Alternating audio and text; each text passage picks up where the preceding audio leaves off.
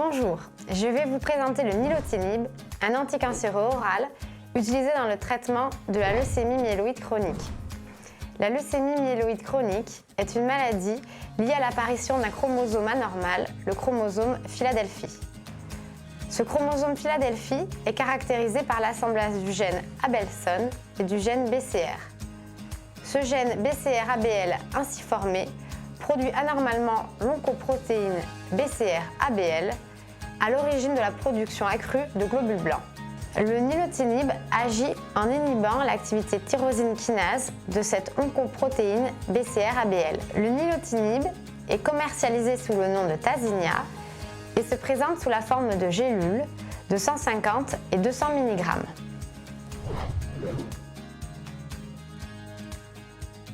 Le nilotinib est indiqué chez l'adulte dans le traitement de la leucémie myéloïde chronique, chromosome Philadelphie positive. Premièrement, en phase chronique nouvellement diagnostiquée pour les gélules de 150 et 200 mg. Et deuxièmement, en phase chronique et en phase accélérée, résistant ou intolérant à un traitement antérieur incluant l'imatinib pour les gélules de 200 mg. Dans le traitement de la leucémie myéloïde chronique, en phase chronique nouvellement diagnostiquée, la posologie du nilotinib est de 300 mg 2 fois par jour. Alors que dans le traitement de la leucémie myéloïde chronique en phase chronique et accélérée, la posologie est de 400 mg 2 fois par jour. Les gélules de nilotinib doivent être administrées 2 fois par jour à 12 heures d'intervalle environ et en dehors des repas. En effet, la biodisponibilité du nilotinib est augmentée par la prise d'aliments. Cette augmentation n'est pas à prendre à la légère car elle peut augmenter de 82% l'air sous la courbe du nilotinib.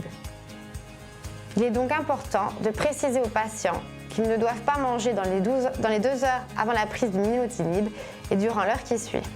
Si le patient a des difficultés pour avaler ces gélules entières, elles peuvent être dispersées dans une cuillère à café maximum de compote de pommes et doivent être avalées immédiatement. En cas de vomissement ou d'oubli de prise, le patient ne doit pas rattraper la dose oubliée ni doubler la prise suivante. En fonction de la tolérance au traitement, le prescripteur peut diminuer la posologie à 400 mg en une prise par jour.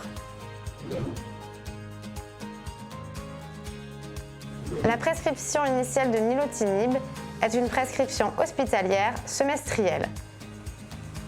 Et la prescription initiale et le renouvellement sont réservés aux spécialistes en oncologie ou en hématologie ou aux médecins compétents en cancérologie.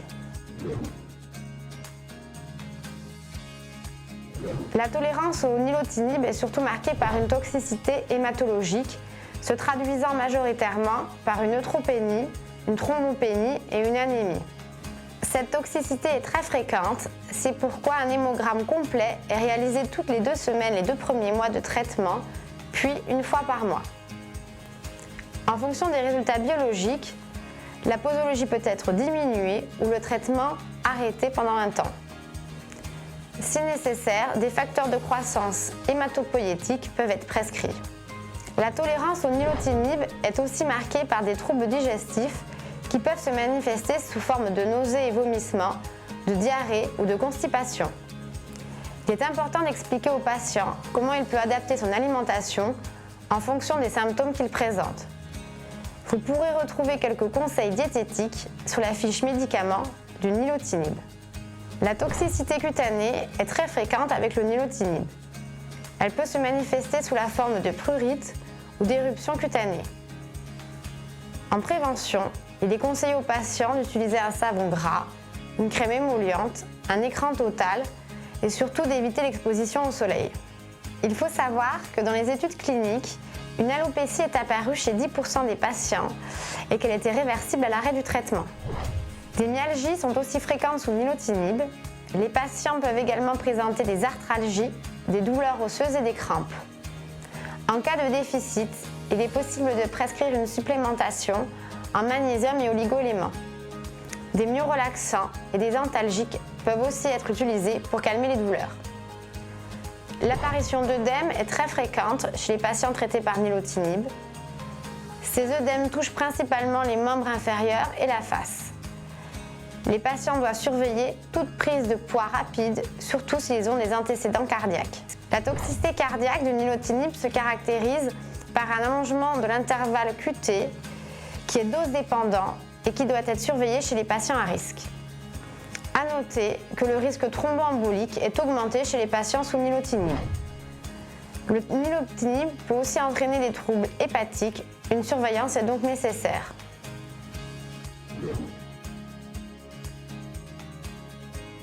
Aucun ajustement posologique n'est nécessaire en cas d'insuffisance hépatique et rénale. En effet, l'élimination du nilotinib se fait à 94% dans les selles. Aucun ajustement posologique n'est non plus nécessaire chez les sujets âgés. Une surveillance biologique est indispensable au cours du traitement, numération de la formule sanguine, plaquettes, profil lipidique et glycémie. Des réactivations du virus de l'hépatite B ont été décrites sous nilotinib. Un dépistage est donc obligatoire avant d'initier le traitement. Les études chez l'animal ont mis en évidence une toxicité sur la reproduction. Les femmes en âge de procréer doivent utiliser une contraception efficace pendant le traitement et jusqu'à 2 semaines après son arrêt. L'allaitement est contre-indiqué.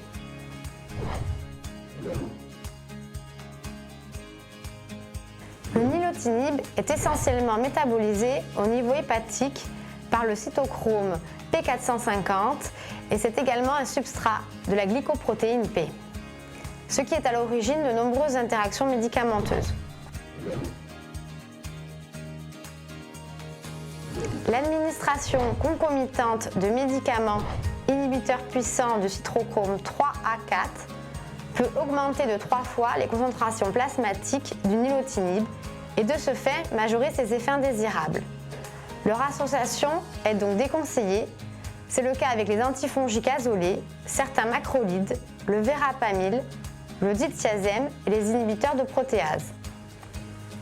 L'utilisation concomitante d'inducteurs puissants du cytochrome 3A4 peut diminuer de 80% les concentrations plasmatiques du nilotinib, pouvant amener à un échec thérapeutique. L'utilisation d'antiépileptiques tels que la carbamazépine, la phénitoïne, le phénobarbital ainsi que les antibiotiques rifampicine et rifabutine sont donc déconseillés. Dans ces deux situations, en cas d'absence d'alternative thérapeutique, il est recommandé de réaliser un suivi thérapeutique pharmacologique des concentrations plasmatiques du nilotinib. La solubilité du nilotinib est dépendante du pH gastrique. Il existe donc un risque d'interaction médicamenteuse avec les traitements antiacides. Les inhibiteurs de la pompe à protons peuvent être administrés de façon concomitante avec le nilotinib. Par contre, les anti-H2 et les autres antiacides doivent être administrés à distance. Attention également à l'association avec d'autres médicaments pouvant entraîner un allongement de l'intervalle QT. Le nilotinib peut quant à lui potentiellement augmenter les concentrations plasmatiques des médicaments substrats du cytochrome 3A4. Cette association nécessite une surveillance, surtout avec les médicaments à index thérapeutique étroit. Il existe aussi des interactions possibles avec la phytothérapie et avec certains aliments qu'il est préférable de ne pas consommer pendant le traitement par nilotinib. Comme par exemple avec le jus de pamplemousse, le jus d'orange amer communément appelé orange de Séville, le millepertuis, la sauge, l'échinacée et le ginseng asiatique. Vous retrouverez l'ensemble des interactions et des informations sur la plaquette en ligne.